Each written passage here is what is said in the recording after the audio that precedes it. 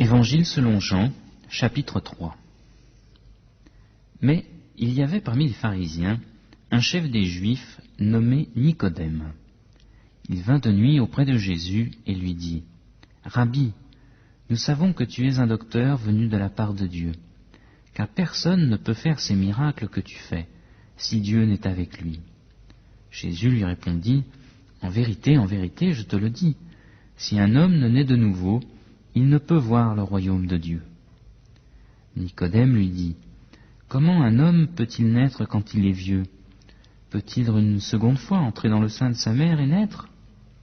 Jésus lui répondit : « en vérité, je te le dis, si un homme ne naît d'eau et d'esprit, il ne peut entrer dans le royaume de Dieu.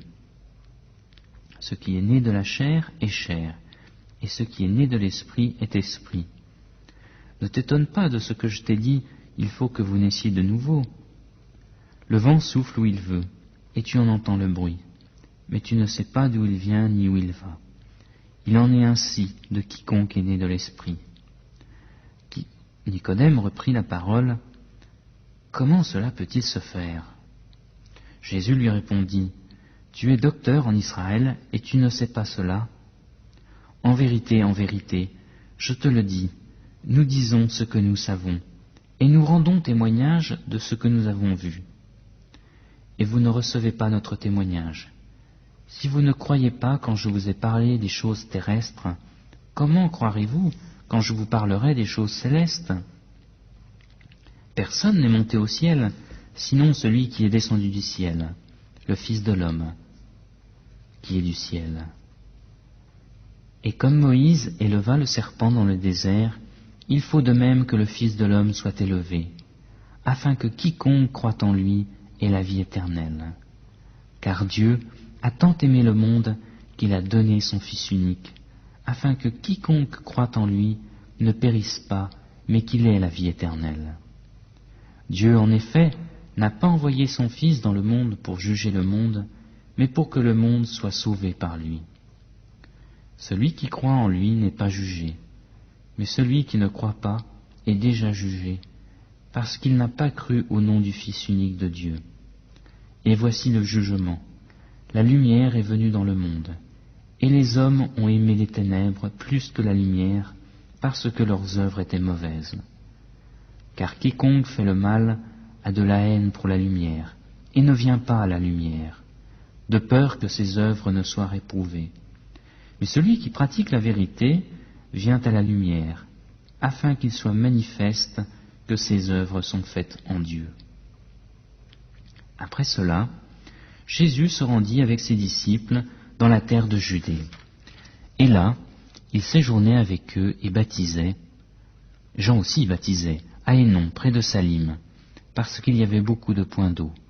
On s'y rendait pour être baptisé, car Jean n'avait pas encore été jeté en prison. Or, il s'éleva de la part des disciples de Jean une discussion avec un juif à propos de la purification.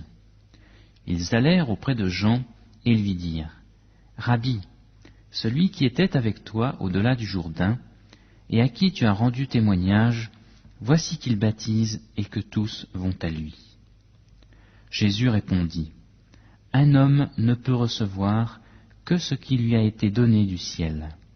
Vous-même m'êtes témoin que j'ai dit : moi, je ne suis pas le Christ, mais j'ai été envoyé devant lui.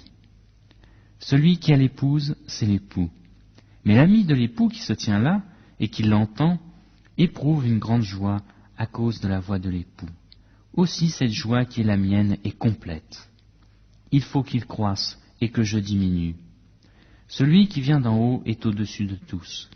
Celui qui est de la terre est de la terre, et il parle comme étant de la terre. Celui qui vient du ciel est au-dessus de tous. Il rend témoignage de ce qu'il a vu et entendu, et personne ne reçoit son témoignage. Celui qui a reçu son témoignage a certifié que Dieu est vrai. Car celui que Dieu a envoyé dit les paroles de Dieu, parce que Dieu donne l'Esprit sans mesure. Le Père aime le Fils et a tout remis dans sa main.